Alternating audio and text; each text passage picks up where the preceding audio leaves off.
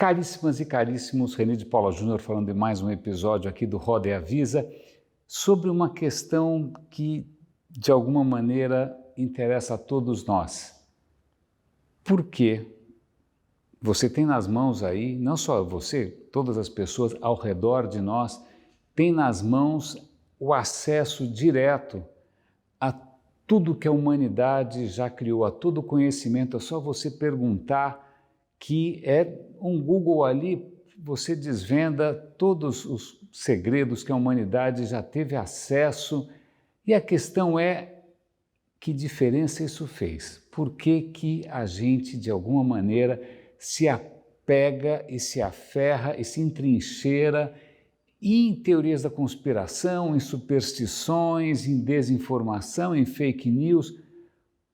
Por quê? Porque eu, pelo menos, cresci com uma certa ilusão, aí meio iluminista, vamos chamar assim, de que era só você permitir o acesso à informação, ao conhecimento, à ciência, que uau, né, as pessoas iriam nadar de braçadas, né, iriam sorver daquela fonte de conhecimento. Aí você percebe que o problema não era bem esse, a gente proveu o acesso, mas o resultado é um pouco diferente. Mas acabo de ouvir agora uma conversa interessantíssima de um físico, Lawrence Krauss, um físico muito curioso, não só curioso a ponto de conversar com pessoas de todas as outras disciplinas, mas também com uma compulsão estranha, que eu conheço muito bem, de querer compartilhar tudo que ele descobre com todo mundo. Eu conheço de perto. Pois bem, o Lawrence Krauss estava conversando com uma sumidade, com uma celebridade aí do pensamento, que é o Steven Pinker, e eles começam a conversar um pouquinho sobre a questão, uma questão acho que pode ajudar a gente aqui.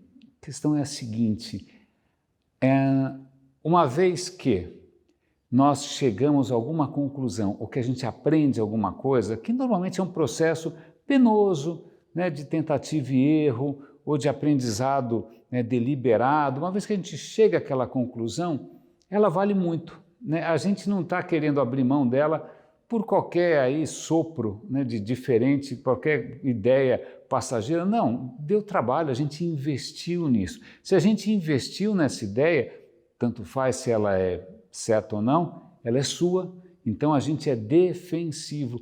Curiosamente, a gente tem mais receio da perda dessa certeza do que a gente pode ter aí interesse ou atração ou prazer, ou expectativa de prazer, com uma ideia nova, mas incerta. Então, o que é incerto, o que está distante, por mais que eventualmente pudesse fazer uma diferença danada, não tem o mesmo peso emocional, afetivo, do que aquilo que a gente tem medo de perder. A gente tem uma aversão à perda intelectual ou de crenças, ou seja o que for.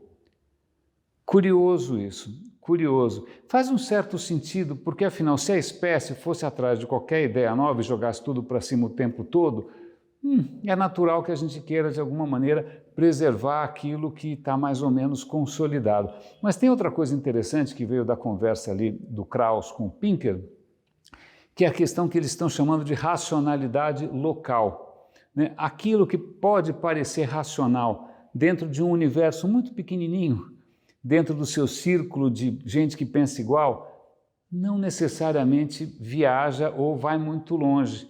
Essa racionalidade pode só fazer sentido num círculo muito estreito, né? A hora que você se expõe, a hora que você se aventura por aí, você vai perceber que a sua certeza perde um pouco o pé. Então, é interessante porque isso talvez explique o apego. Lógico, tem outras questões aqui. Eu já recomendei no meu Leia Vale a Pena, que é um projeto que eu gosto bastante, o livro do Michael Klintman, que se chama Resistência ao Conhecimento, e uma das coisas que ele fala, além dessa questão da gente ter receio, né, de voltar atrás ou de jogar fora o conhecimento, a questão que normalmente quando você acredita em alguma coisa, você não acredita sozinho, você acredita em grupo, seja com o pessoal do seu culto, seja com o pessoal da sua família, seja com o pessoal da sua escola, seja o pessoal da sua empresa. Acreditar em alguma coisa é uma coisa coletiva, né? E se você, por alguma razão qualquer, cair na tentação de pensar fora da caixinha ou de bater fora do bumbo, isso pode ter outro medo de perda, que é a perda do pertencimento, que é o medo do isolamento, né?